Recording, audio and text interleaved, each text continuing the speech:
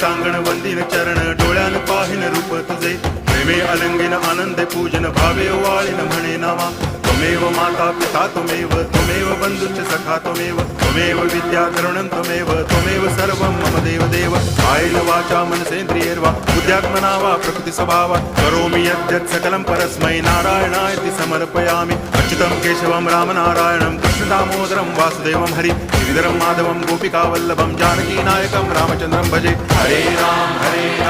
Ram Ram Hare Hare Hare Krishna